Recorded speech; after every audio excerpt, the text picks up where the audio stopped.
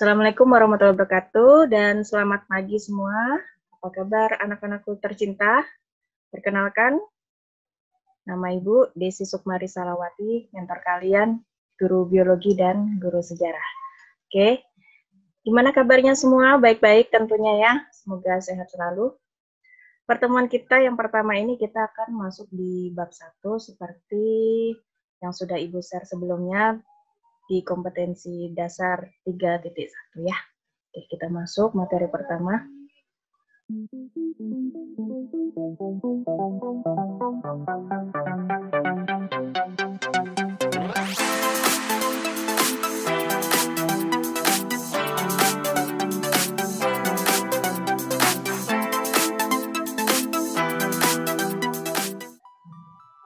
Oke.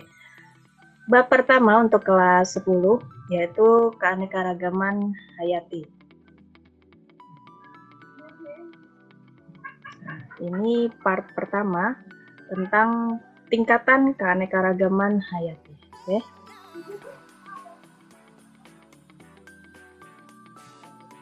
Kompetensi dasar 3.1 yaitu menganalisis berbagai tingkat keanekaragaman hayati.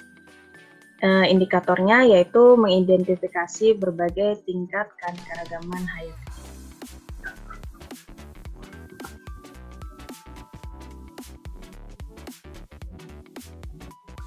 Ya, konsep keanekaragaman hayati. Konsep ini di sini kita akan membahas pengertiannya. Apakah kalian tahu apa yang dimaksud dengan keanekaragaman? Dan apa itu hayati? Nah, jadi kita harus tahu konsep keanekaragaman hayati. Jadi ada dua kata, apa itu keanekaragaman dan apa itu hayati. Ya, keanekaragaman atau keragaman. Keragaman itu merupakan ciri atau tanda dari suatu benda. Sedangkan hayati sendiri adalah hidup. Contoh, hewan memiliki bentuk, ukuran tubuh, warna, dan suara yang berbeda. Itu menjadi ciri dari jenis hewan tersebut. Nah, keanekaragaman yang ada pada makhluk hidup itu dikatakan keanekaragaman hayati. Indonesia kaya akan sumber daya alam yang dijuluki dengan negara mega biodiversity. Dari kata biodiversitas, sebutan lain dari keanekaragaman hayati. Menurut WWF, keanekaragaman hayati merupakan kekayaan hidup di bumi, yaitu jutaan tumbuhan, hewan, mikroorganisme, dan genetika yang ada di dalamnya, serta ekosistem yang dibangunnya menjadi lingkungan hidup. Nah, seperti di gambar ini ada gambar hutan. Di hutan memiliki berbagai tingkat keanekaragaman yang tinggi. Ada berbagai jenis tumbuhan dan berbagai macam jenis hewan, beserta lingkungannya.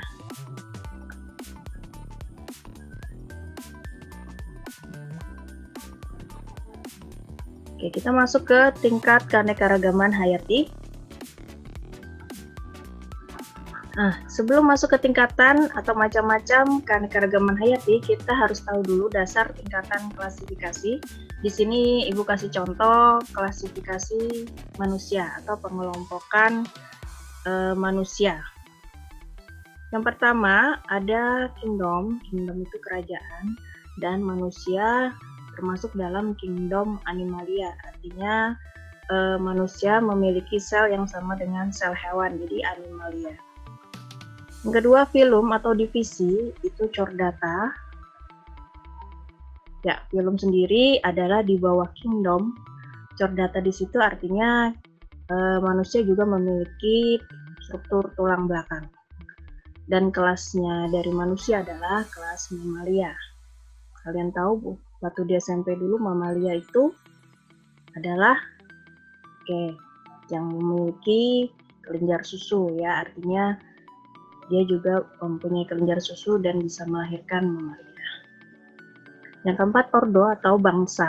Di sini manusia termasuk ke dalam ordo primatas atau primata. Keluarga atau sukunya Hominidae. Genus atau marganya Homo. spesiesnya. Jadi ini adalah nama spesies manusia yaitu Homo sapiens. Ya. Jadi kata pertama dari spesies manusia kan Homo. Jadi genusnya itu adalah kata pertamanya. Jadi Homo. Kemudian variasi atau varietas atau ras yang dimiliki oleh manusia ini tergantung dari variasi gennya.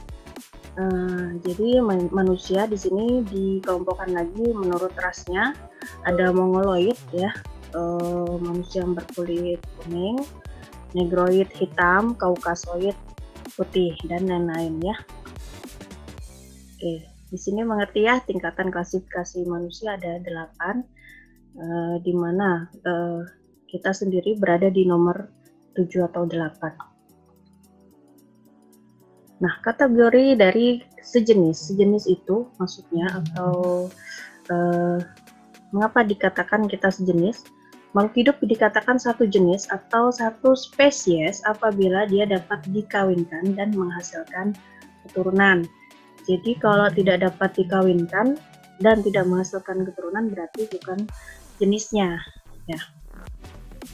Posisi spesies atau satu jenis ini berarti di nomor 7 dan di nomor 8 ya. Di atasnya nomor 6, nomor 5 itu tidak dapat dikatakan sejenis dan tidak dapat kawin. Oke. Keanekaragaman hayati tidak saja terjadi antar jenis ini atau antar spesies, tetapi bisa dalam satu jenis pun terdapat keanekaragaman. Adanya perbedaan dari warna, bentuk, dan ukuran dalam satu jenis itu disebut variasi. Jadi posisi ini ada di nomor 8 ya, variasi. Jadi ada perbedaan warna, bentuk, ukuran di dalam spesies manusia. Contohnya tadi Mongoloid. Jadi Mongoloid sendiri warnanya kuning. Yang pertama kita bahas keanekaragaman hayati tingkat gen ya. Jadi ada 3 tingkatan keanekaragaman hayati. Yang pertama adalah tingkat gen. Apakah kalian tahu apa yang dimaksud dengan keanekaragaman hayati tingkat gen? Dan apa itu sendiri gen? Oke, kita lihat dari gambar ini ada berbagai macam ikan cupang yang berada di botol ya. Ada warna biru, merah, orange, dan lain-lain. Warna sirip ikan cupang bervariasi. Ya, keanekaragaman makhluk hidup tidak hanya pada warna dan bentuk, tetapi juga dapat juga dari rasa buah, warna bunga, bahkan tempat tinggalnya. Nah, ini semua disebabkan oleh adanya pengaruh perangkat pembawa sifat yang dinamakan gen. Ya. Jadi kalian tahu gen itu apa? Perangkat pembawa sifat. Kita lihat lagi. Jadi gen adalah substansi kimia yang dapat menentukan sifat keturunan yang terletak dalam suatu lokus kromosom. Seperti yang nampak di gambar ini. Jadi di dalam sel, ya tentunya di dalam nukleus anak inti sel ada kromosom dan di dalamnya kromosom lagi terdapat gen ya yang terletak di suatu lokusnya kromosom. Mengapa keanekaragaman gen terjadi? Ya, tentunya karena adanya percampuran sifat yang diturunkan oleh kedua orang tuanya sehingga menghasilkan variasi genetik. Ya, ini adalah foto misalnya dalam satu keluarga dia memiliki variasi gen yang berbeda.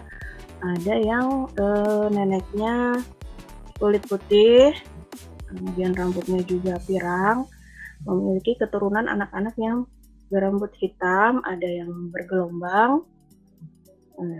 Seperti itu ya variasinya.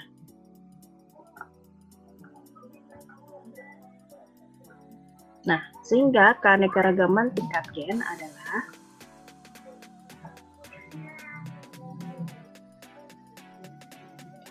kumpulan variasi atau perbedaan sifat dan penampilan individu dalam satu varietas atau antar varietas dalam satu jenis.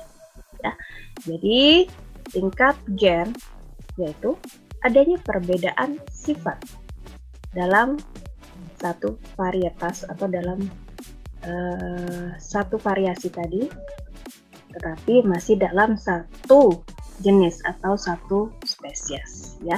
Jadi dalam satu spesies manusia ternyata memiliki banyak perbedaan variasinya. Nah, itu dinamakan keanekaragaman tingkat G.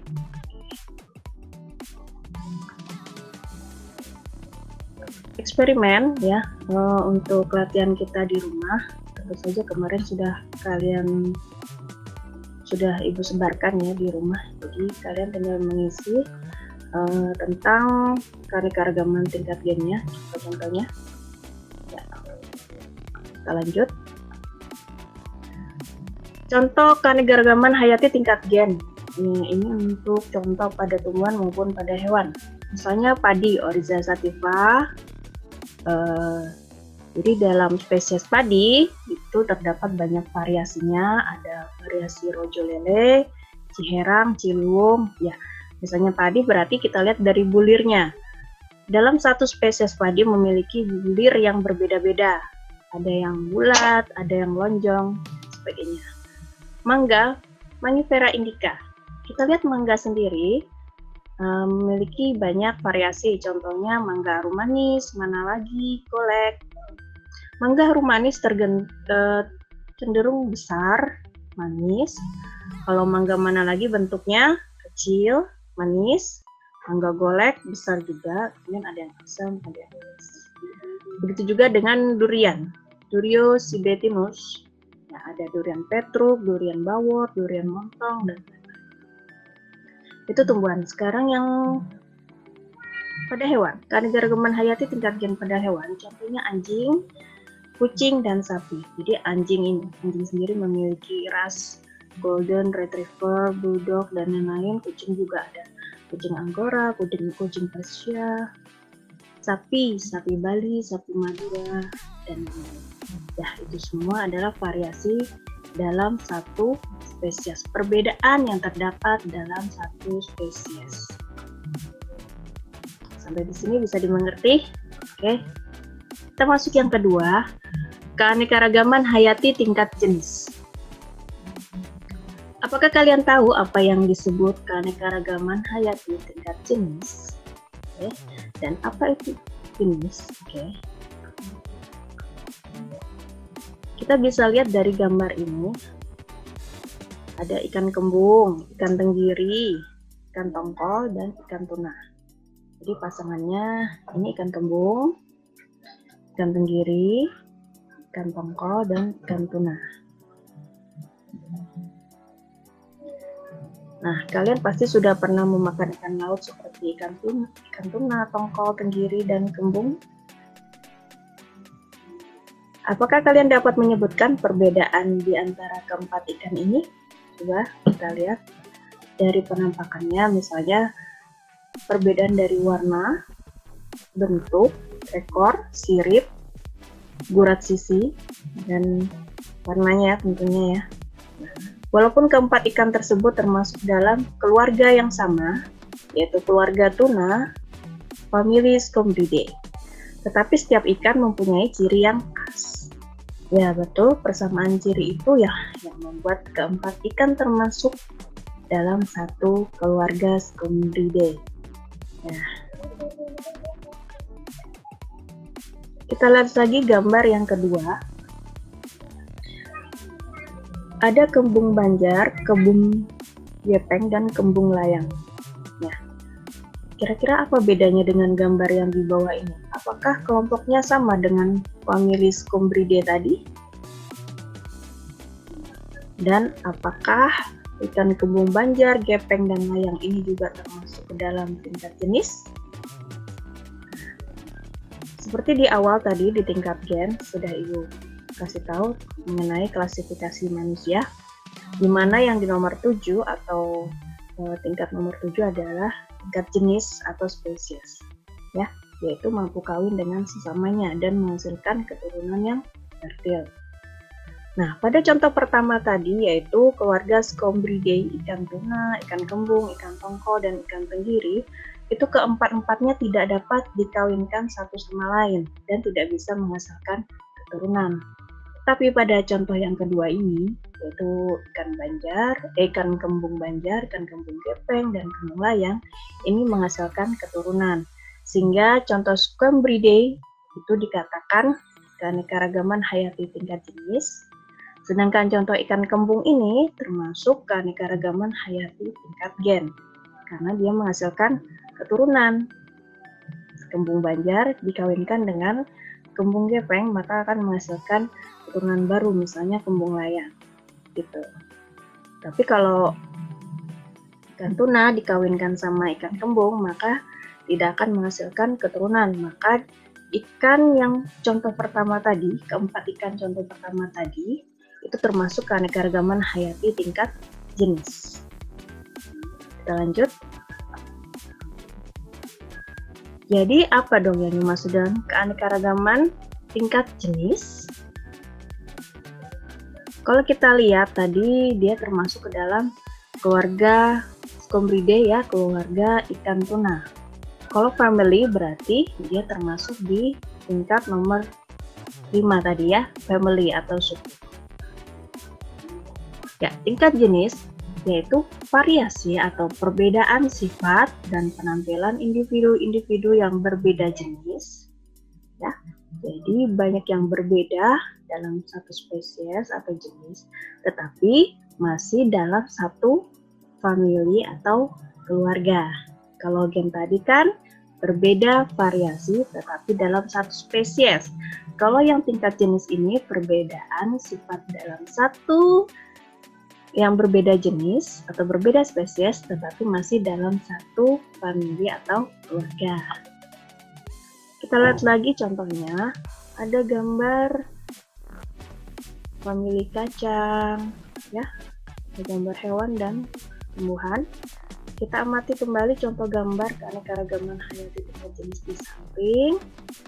Kira-kira dapatkah kalian menyebutkan tergolong keluarga apa saja spesies berikut? Nah, jadi yang di gambar pertama ini ada kacang tanah, kacang hijau, kacang buncis, panjang, kapri, sate Cina. Kira-kira keluarga apakah yang contoh pertama ini? Kemudian di gambar kedua bawah ada harimau, singa, kucing, ini pantera ya, macan tutul. Kira-kira keluarga apakah mereka? Kemudian ada kelapa, lontar, aren, dan pinang. Ini juga termasuk ke dalam golongan keluarga apa? Nanti dicari tahu sendiri ya. Contoh lain dari keanekaragaman hayati tingkat spesies pada tumbuhan. Oke.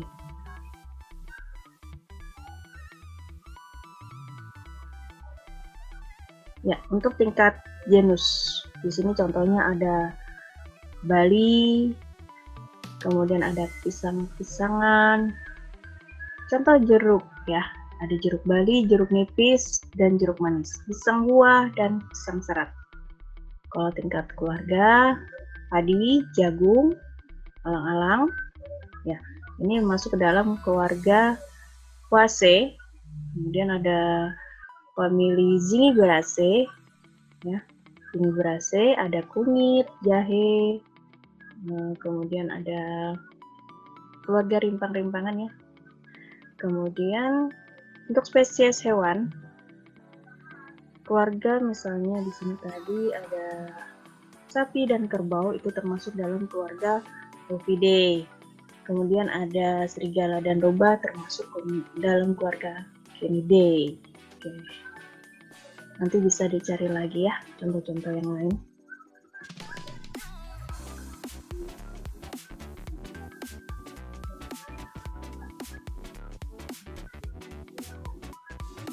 Yang ketiga yaitu keanekaragaman hayati tingkat ekosistem.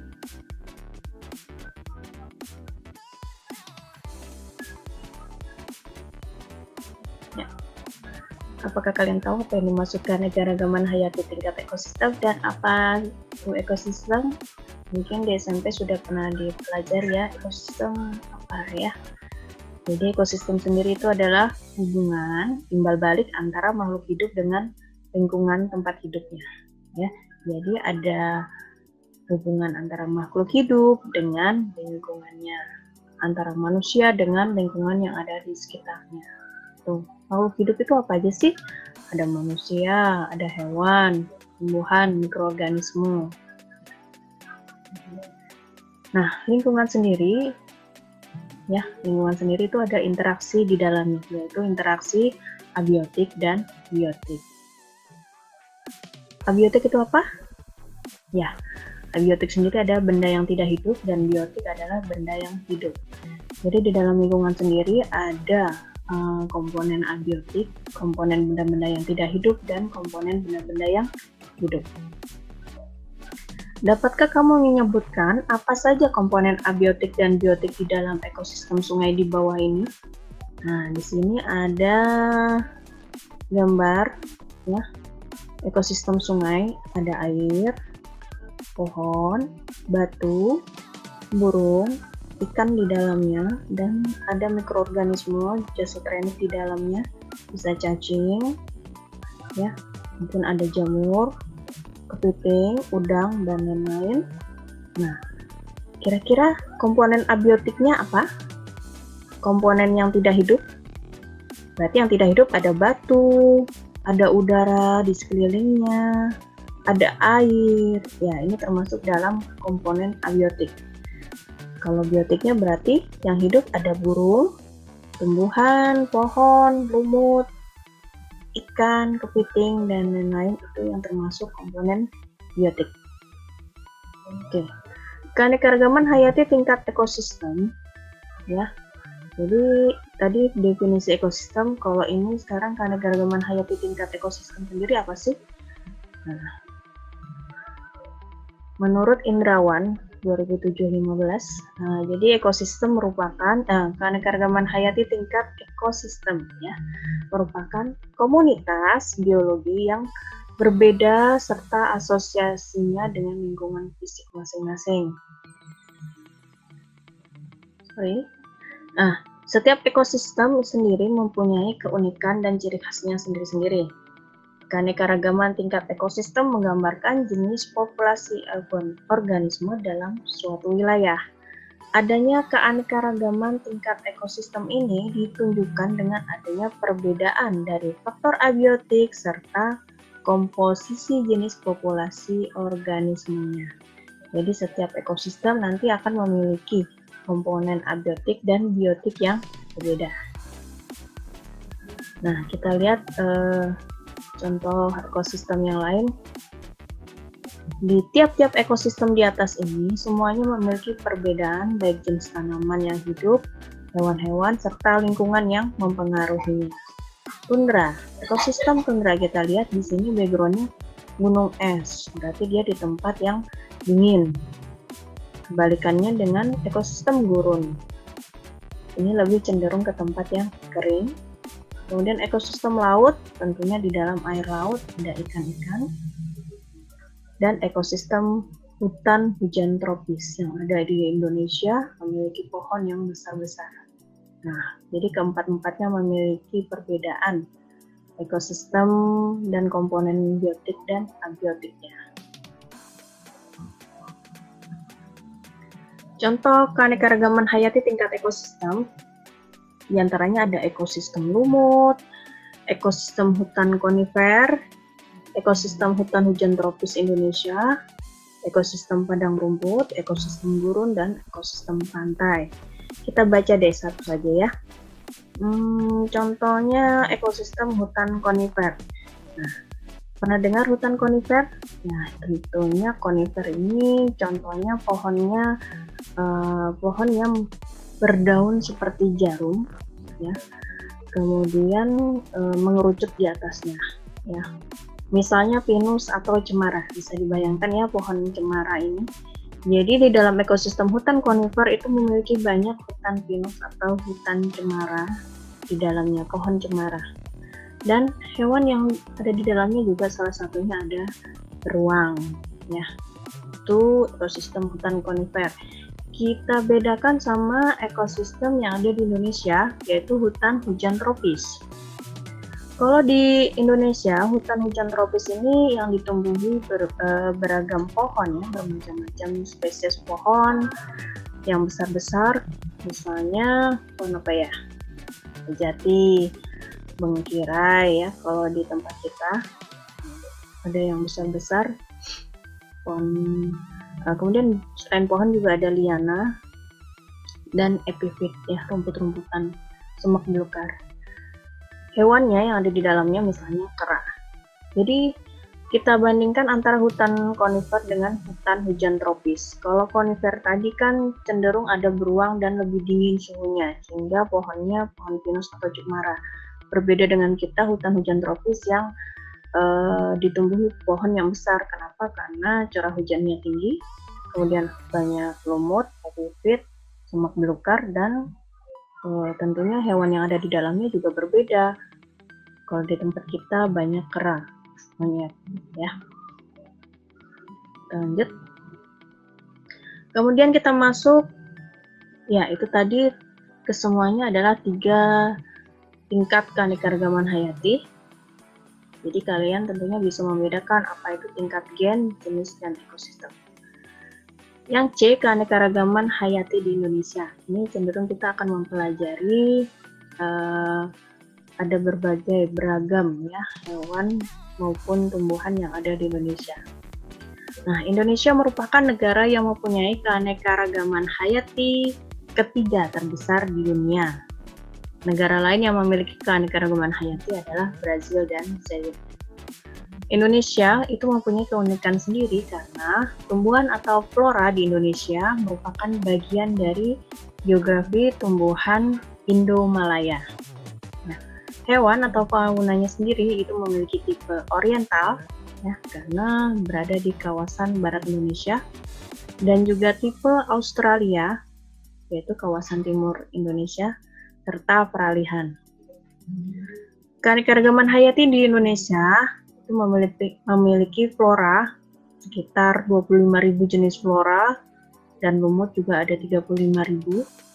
Faunanya dipengaruhi oleh aspek geografi, tentunya juga benua Asia dan Australia, sehingga terdapat 220.000 jenis hewan di Indonesia.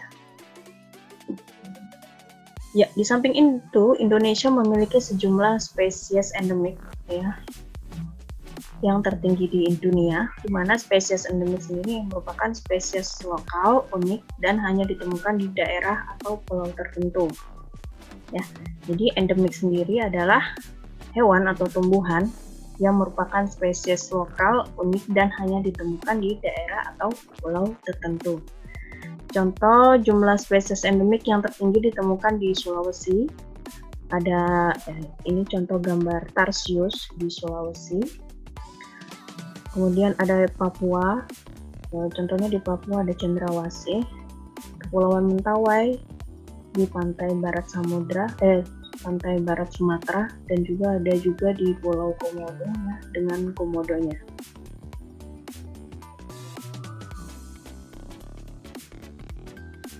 Oke, hewan dan tumbuhan yang langka di Indonesia. Ini bagian D.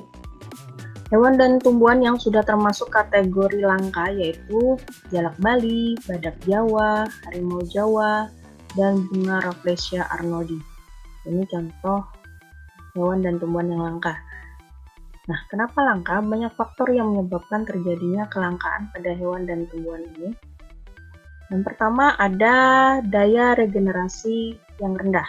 Regenerasi rendah yaitu hewan atau tumbuhan itu menghasilkan keturunan yang jumlahnya sedikit, tetapi juga memerlukan waktu yang cukup lama untuk menghasilkan keturunan. Contohnya, seperti badak. Badak ini memerlukan waktu 4 tahun untuk melahirkan seekor badak. Jadi dia butuh waktu lama, 4 tahun ya, untuk menghasilkan keturunan yang sedikit, yaitu 1 ekor badak. Nah, ini yang dimaksud dengan daya regenerasi yang rendah yang menyebabkan kelangkaan tersebut. Kalau kebalikannya berarti daya regenerasi yang tinggi. Misalnya dalam waktu yang singkat dia menghasilkan keturunan yang banyak. Contohnya tikus ya. Yang kedua, kelangkaan tersebut diakibatkan karena aktivitas manusia. Yang pertama adalah perburuan liar. Ya, karena pemburuan ini ya, misalnya diambil misalnya gajah atau badak ya. Badak misalnya diambil gadingnya, salah. Kalau itu gajah ya, kalau misalnya ada burung cendrawasih juga di hutan Pulau Papua. Ya. Burung cendrawasih kemudian diburu besar-besaran sehingga menghasilkan kelangkaan pada burung cendrawasih. Itu contohnya. Kemudian juga ada juga hewan yang dijadikan maskot suatu provinsi. Nah, ini contohnya Halianthus indus ini sebagai elang bondol. Ini maskotnya ibu kota Jakarta. Kemudian ada Oriolus sinensis, ya, kodang emas. Ini juga maskot dari provinsi Jawa Tengah. Ya, itu contohnya. Kemudian penyeragaman tanaman pekarangan. Ini musiman, misalnya aktivitas manusia untuk menyukai satu tanaman sehingga tanaman yang lain menjadi langka, gitu ya. Yang keempat, tentu saja kita tahu akibat aktivitas manusia penggundulan hutan ya. Penggundulan hutan ini menyebabkan spesies hewan ataupun tumbuhan yang ada di dalam hutan sendiri akan mati sehingga menyebabkan kelangkaan. Ya. Jadi sampai di sini dulu pertemuan kita di bab 1. Akan Ibu lanjutkan di part 2 ya. Jadi part pertama kita sudah mempelajari tadi tentang tingkatan keanekaragaman hayati, tingkat gen, jenis, dan ekosistem. Kemudian juga keanekaragaman hayati yang ada di Indonesia dan faktor kelangkaan yang ada di Indonesia. Untuk pertemuan selanjutnya itu tentang ekologi ya. Itu nanti kita bahas di part 2. Oke, sampai di sini dulu Ibu tutup. Selamat pagi, Assalamualaikum warahmatullahi wabarakatuh.